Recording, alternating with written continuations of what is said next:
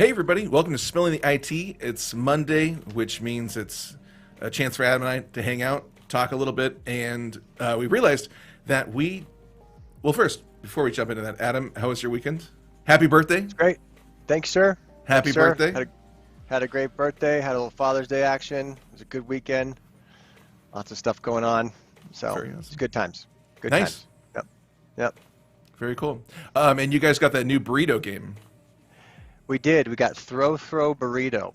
Throw Burrito. Fantastic game of strategy and real grit and determination. Yeah. Had some epic battles over the weekend of Throw Burrito. It was a lot of fun.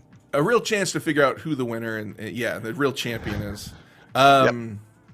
We should, you know what? We should post that picture of you. How long did it take to blow up that burrito? Because you guys got the massive. We got the outdoor version. Yeah. So it was just a burrito, an inflatable burrito that was a cylinder and a lot of volume, a lot of air, a lot of cubic. I don't know I'm not a physicist, but a lot of air had to go in there, right? Adam, and you're doing pretty well for yourself. You're doing pretty well for yourself. It looked like you were blowing it up manually. Do you want me to float you a couple bucks, Adam? I can float you a couple bucks. No. Funny you should say that. I did have a compressor. We have sprung for the air compressor, but there was something in the valve that wasn't letting there was some issues. So we worked it out. But yeah, it took about an hour. To answer your question, it took about an hour. Yeah. Because you sent us a picture of you blowing it up, and it was just the start, and I was like, this poor guy on top of the heat. You gotta blow up this huge burrito. So it was a little rough, but it's all right. We got through it. So yeah. Well, I had an equally challenging weekend. I went wine tasting yesterday, and it was pretty great. Sweet. Pretty great. Yeah. Right on. Pretty good. Adam, what's also great? The Quest Partner Program. It is great. The Quest Partner Program is fantastic. Nice transition. Thanks, Adam. Didn't even notice it. Seamless. Didn't even notice it. Just so professional. Yeah. Less professional, us calling attention to it. But so we did talk about the partner program a couple weeks ago. We just dove in and we're like, oh, we have plenty of time to cover everything. And then we realized, oh wow, there's a lot more to our partner program than this half an hour will allow us to cover. So we just kind of scratched the surface. So we're like, let's dive in a little bit more. And when last we left our heroes talking about the partner program, we were talking about why do partners get involved with Quest. So Adam, you want to kind of, we'll start there. Yeah, so I mean, we started the program over 11 years ago, and what we came to find out was, as you're talking to different solution providers and technology consultants and brokers and VARs and other folks out there, is there's three things people can choose. You can build, right? You can build your own service offering around a specific technology, right? You can buy it. We talked about that last time, that organizations are merging and companies are getting bought, or you can partner. And in this world that we call channel services and sales, we found a ton of organizations out there that are talking to customers who are trying to do things that they would like to help their customers deliver, right? So it could be in the Microsoft suite of services, or it could be in structured cabling and infrastructure, or building out wireless networks. Tons of organizations out there who are trusted by their clients to bring them solutions that can help, and organizations that can help them. That's what we found, that there were organizations out there willing and able to partner with us to basically deliver services that they might be a security consulting firm that also wants to help their clients with infrastructure, or with network, or with application development, and they engage us to basically help deliver in that area. So it was great. We continue to see that. Right now we're seeing a little bit more of what people are calling consolidation, people getting purchased and acquired and merged together and things like that, but that ebbs and flows, and that's always going to kind of change. And the partner program was built around that idea of, some people build it, some people buy it, we opened up a channel to help people partner. And so partners that we're looking for, is there a scale in size, or so kind of jumping into that? So it's because somebody might be watching this and thinking, okay, Quest, they're doing a lot of stuff, so they might not want to, I might not be an ideal partner for them. So what exactly are we looking for, in partners?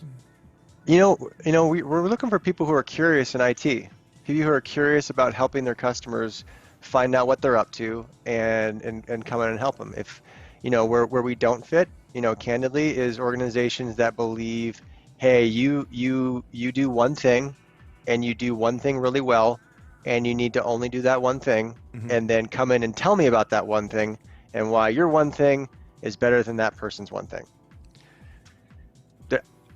In no way am I talking bad about Scale or about anything like that. There are tons of organizations out there that do it amazingly well. They make millions and millions of dollars doing it, and that's fantastic.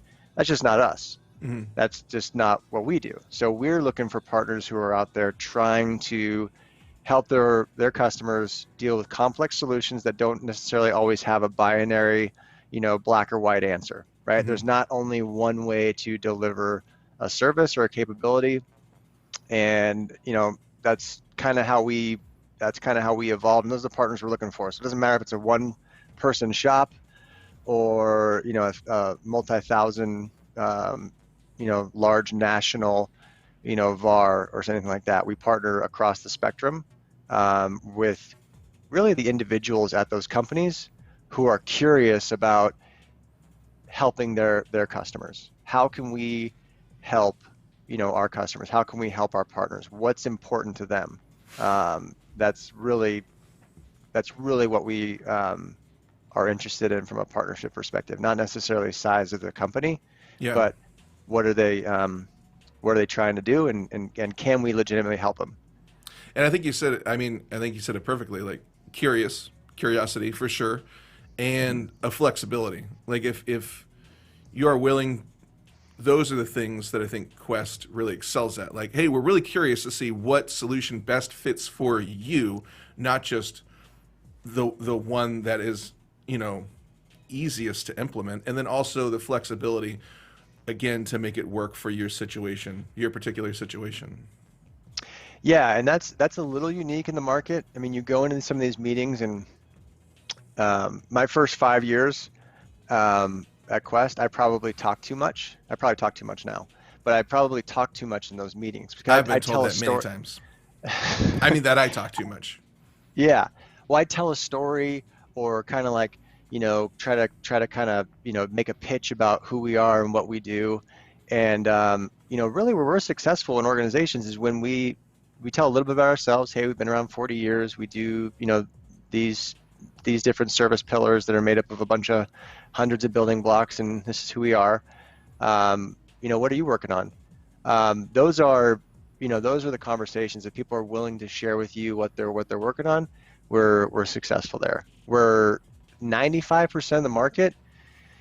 You walk into a meeting and they're kind of waiting for your pitch, right? They're kind of waiting for you to tell them your story and tell them why you're better than everybody else in the market. And that's just not how we're structured. We're kind of built around, hey, what are you working on? How can we address what you're struggling with? Do you need help? And would you like any engagement from our teams? Here's a little bit about what we've done in the past. And that's a little bit of a mind twist for our customers and for our partners, because oftentimes everybody's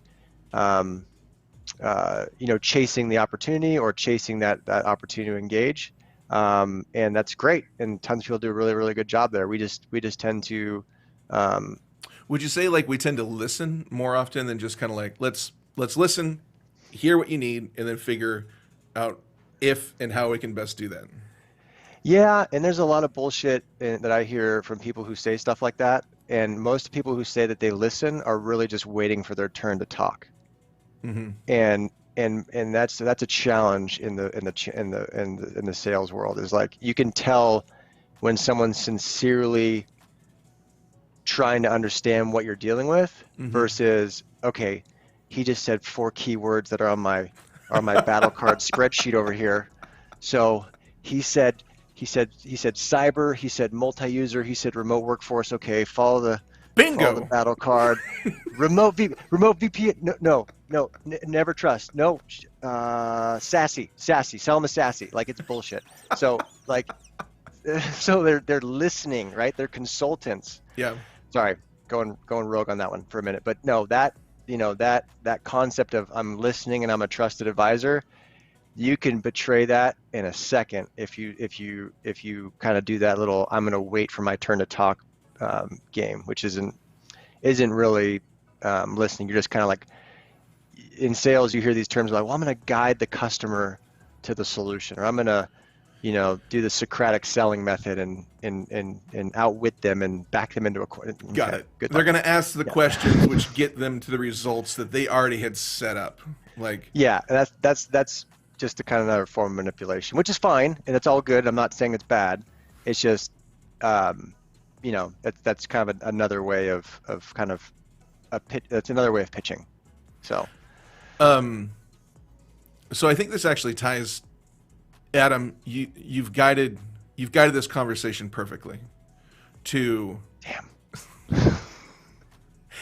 Quest strategy. Like, I feel like this ties in pretty well with Quest strategy, like the way the partners that we're looking for and the partners that like working with us, like how that kind of ties into Quest strategy versus strategy out there in the marketplace. Do you want to talk about that a little bit? Yeah, I mean, so there's a kind of a dual nature there, right? I mean, you got to talk to people. You got to understand what they're up to. You can't just pretend that you can't get engaged with organizations because maybe they don't fit your strategy at that moment in time, right? So we're constantly out there doing everything we can to let people know, here are ways to engage. Here are areas where we can help. Here's some stories about what we've done in the past. Here's constant engagement. So there's this idea of using your resources in the most effective way possible, and that's what we try to do. We try to talk to as many people as we can, try to understand what challenge points they're going through, and then selectively engage when they present themselves as ready to work with us. And that's the same with partnerships, right? You can talk to a partner multiple times. You let them know, hey, this is where we can help. These are areas where we've been successful. We have some partners who just think of us as a security vendor, and hey, that's what they're willing to invest their time, their blood, their treasure with their clients that trust them. They say, hey, no, Quest, you're my security guys. You guys help me out with security. That's where you're going to be.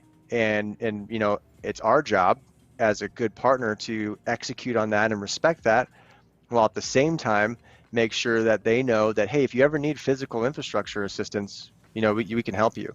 If you ever need help with the application layer, feel free to schedule a workshop. So it's a balancing act. It's constantly communicating with the partner channel, with our customers. Hey, these are areas where we can help if you'd like help. And then when they present themselves in a way to us that says, yeah, they're willing to work with us, great, let's get after it. Let's go. So you mentioned like they might look at Quest as a security partner. Do we have partners who discovered that we do X and they're like, oh, I did not know you guys had that capability. I now will be sure to let other clients know. All the time. Time. And it drives you nuts. It drives you completely nuts. It's like, what? I've known you for 10 years, man. Like you don't know we can help with wireless? Well, I had no idea. Damn. But it's not on them. It's not on them. It's on us. That's where it's like, shoot, how do we communicate to the channel, to our partners, to our customers? Like, that's why we've talked about on here before. That's why we built out technical on-call support. Technical on-call support is literally in every single one of our managed services agreements. We have over 1,000 managed service customers. Been doing it for 22 years. It's a service offering that every person that has ever worked managed service with us has access to.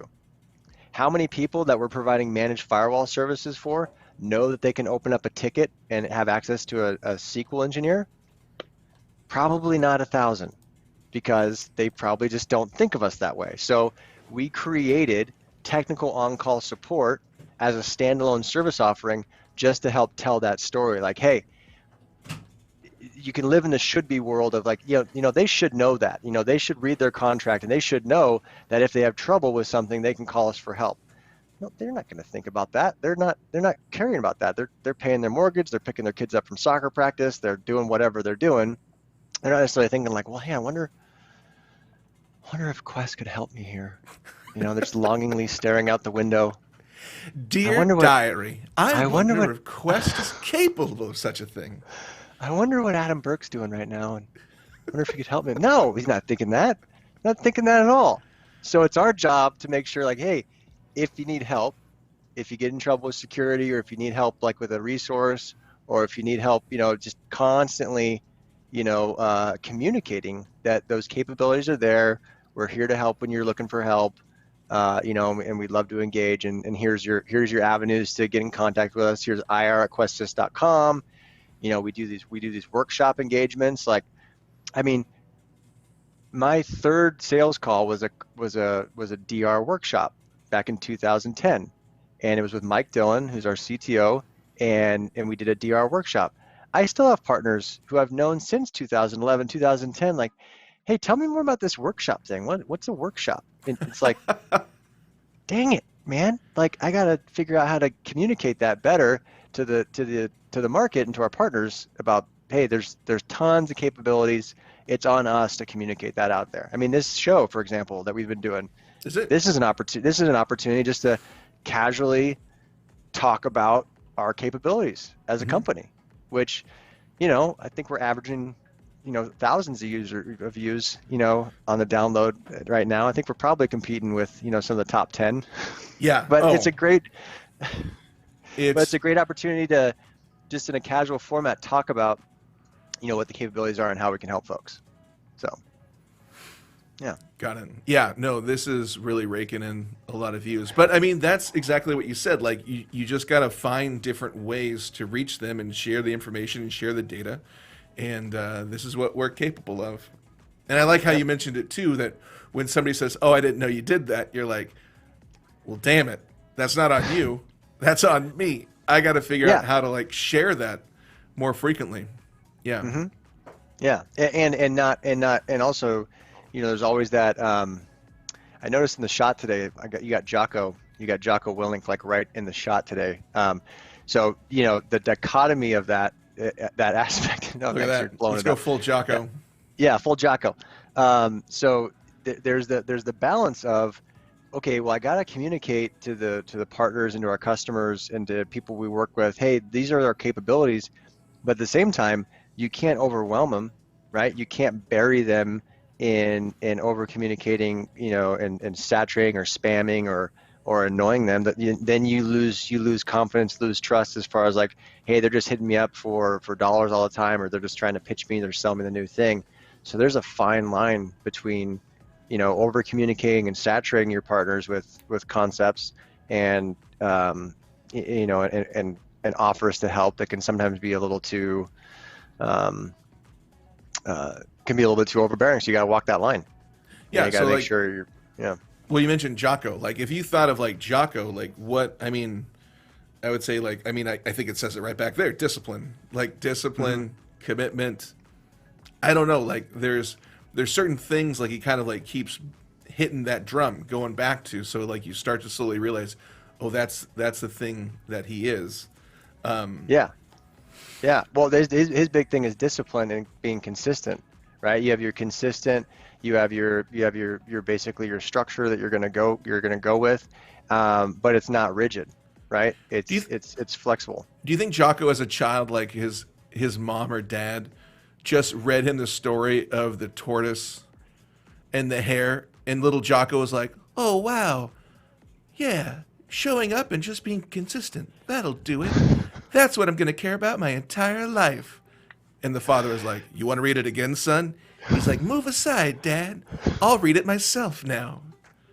Like, that's what Jocko is. He's just tortoise in the hair Yeah. nonstop, but like a really muscular tortoise.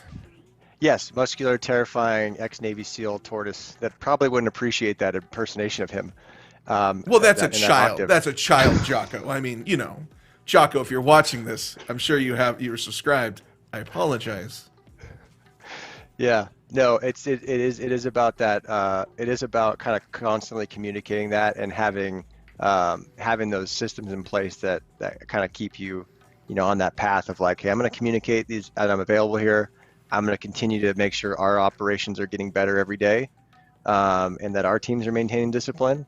And so we had an incident over the weekend where a customer of ours who worked with us in professional services, worked with us in product acquisition, and a little bit around some network capabilities, got into an issue doing some of their own upgrades. Right, they got in trouble, and one of the things I love about our company and the way it's built is we're out there talking to people all the time. We're talking thousands of people.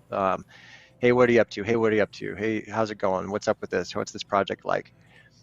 But like I said, when someone presents themselves in a capacity of, I need help now, and I'm okay working with you, like the way that our company like snaps into play as far as like getting resources in, it's really cool to see. Like, so we have that discipline around, hey, the Marines have this saying, like, if it absolutely, there's a cool bumper sticker, if it absolutely must be destroyed overnight or within 24 hours, and it says U.S. Marines, right?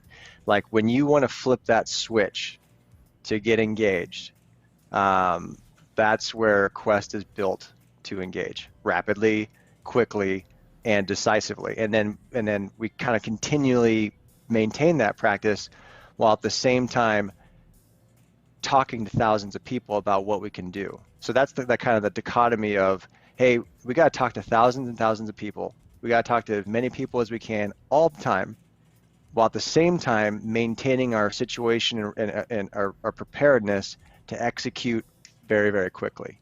And so you gotta manage those two things very, very. You gotta manage those two things actively. Like, I gotta have my team ready to execute. I can't have them engaged in bogus stuff, and I gotta be out there talking to thousands of people, because when that opportunity presents itself, I gotta execute for that customer or that partner. That's where it's like, that's the special sauce. That's a challenge, but that's also the opportunity, right? Mm-hmm. That's the opportunity, because if you can do that. I mean, last year was an amazing test for the company, in the sense that the world changed and Quest continued to grow. Like, the world absolutely changed. People went out of business, companies went away, countries changed, laws changed, things just changed. But because you have that underlying kind of fabric of, hey, we're here to help. We built out a rapid response capability, and we understand that this market, IT changes every 6 months. So for us, the whole world changing, yeah, it's a big deal. But our world changes every day.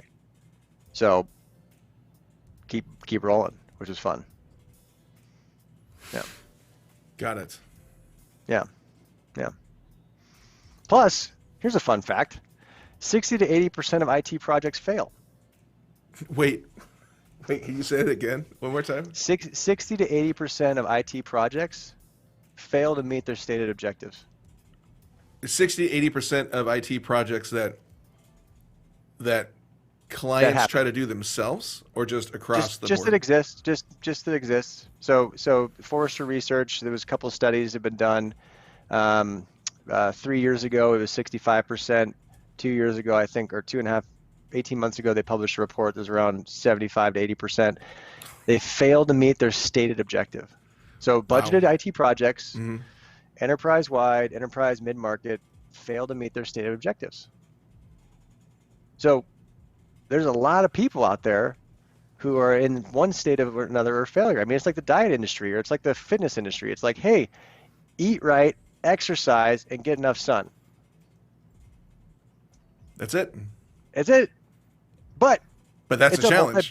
It's a multi-billion-dollar industry, and that takes a lot of work to do that. I mean, IT is not the fitness industry. IT is not the health industry, but it's the same concept. Like there are some basic things you really got to get right with discipline and managing things, but there's a ton of FUD out there. There's a ton of different opportunities out there where people kind of like, no, I'll figure out the right way to do it. Like, okay. Sometimes it feels like a lot of people trying to reinvent the wheel, and it's like, nope, the wheel's invented. Just go use it. Execute on the, yeah. I mean, and those are different, that's where it's good to be curious about that type of thing, but it's also that curiosity when you understand what the opportunity is and what you're trying to do from a capability standpoint. So when you get your customer to tell you, here's what I'm working on, here's what's important to me, can you help me? Take those parts and pieces and put them together in a way that, we can drop in this type of technology here. We can drop in this data center service here. We can help with this type of staffing or this type of on-site support, and you kind of put it all together to address their need. Whereas, sometimes a lot of our competitors will kind of force a square peg into a round hole, and it's not always what people are asking for. Got it. So we're more like, hey, here are not necessarily 4 options, but here are 4 options. Yeah. Which one do you want? Which one? Yeah, we had a partner who was like, hey, tell me, we won a very large managed services deal. It was about a little over $50 million, and big deal. And everybody's kind of talking about it, and they're like, hey, how'd you do that? What is that? We got to rinse and repeat that like 27,000 more times. Like, yes, we do. But it's not because of the technology, and it's not because of the solution that's being provided. Mm-hmm. It's because there was a willingness from the customer and from our partner who said, here's what we're trying to achieve. Here's our left limit, here's our right limit. Can you help us execute and put together a package to execute within that left limit and right limit? And yeah, we did. And it doesn't matter if it's a $50 million deal or a $500 deal. Like, having that conversation about what they're trying to achieve from a capability standpoint changes the game. Absolutely changes the game. And you mentioned a willingness on the part of the customer, which I think is huge, because I think many times you will approach a customer and be like, nope, I'm going to convince this customer. I will make them willing to try things, versus just finding a customer who is at that willingness point. Yeah. Tim talks about that all the time. So yeah, it's funny. People come to me, so especially in the partner community, they'll say, hey, Adam, that's kind of arrogant what you're doing there. You should really invest time in that. And I'm like, well, no offense, but going into an environment and thinking that you as a new person in that environment know that organization well enough that you're going to convince them to do what you're saying is the right thing to do is arrogant. So that's not arrogant. You have to have the biggest ego in the world to walk into a room of a company. You have no idea the backstory. You don't know where the players are in there. You don't know the history. You don't know anything, but you have a widget. And you're going to walk in there and you are going to convince them to buy your widget. Knowing nothing about. Knowing nothing. Yeah. This is your thing you got to sell. Like, that's a tough place to be. You got to have a huge ego to get that across the goal line. And hey, and again, not judging it, but when people come to you and be like, hey, well, that's kind of arrogant if you're saying they got to want to work with you. It's like, no, these are complex solutions. These are difficult things you got to go through. We got to be willing to work with each other here. You know what, Adam? A relationship takes 2 partners. It does. It takes 2 to tango. It takes 2 to tango, Adam. And we are over time. Well, I'm sorry. Okay, real quick then. Oh boy, that was fun. That was a fun conversation. I enjoyed this. Yeah. And again, I feel like we just barely scratched a little bit more of the surface. But I know you got to go. So, Adam, what's worth watching? Anything out there that you're like, check it out? Dude, check out. So I was on a long drive the other day. Check out Lore. It's a really creepy podcast. Yeah. I forgot about it, but Aaron Mahnke is this guy who does these really creepy podcasts, and it's about like old stories and history and like stuff that's happened throughout the United States, like over like 1800s, the 1900s, and all sorts of stuff. And check out Lore. It's a good one. The little 30-minute segments, good little snippets. Have you watched it on Amazon? No, it's a podcast. I'm not watching it. It's a podcast. Oh no, but it's also on Amazon. Is it really? Yeah, they made like a they I think there's 2 seasons. He's What? transformed some of it into like episodes. So Nice. and then also to tie in with that, do you ever listen to Myth and Mythologies? No. It's great. It's very similar. Well, it's similar-esque to Lore, but it's really cool. Huge back catalog. Really good host. Talks about tons of myths and just kind of where they come from. And then he ends every episode with like a creature that you've never heard of from some culture, and it's really interesting. From like, I think there's one where it's like there's an umbrella that attacks you. I can't remember the name of it, but I feel like it's in Japanese. An umbrella that attacks you. I'm going to find that out. Stay tuned for next week. I will have more information, but I'm pretty sure there's like an umbrella that's sentient, but I'll find out more. Anyways. Sentient umbrella. All right. Cool. Myth and Cool. Mythologies. It's good stuff. All right. All right. Right on. Yeah, we'll see you next week. More Spilling the IT. Adam, anything else? Nope. That is it. It's been fun. Hope everyone had a good Father's Day and weekend, and catch up with you next week. Cool. See you then. Bye. All right.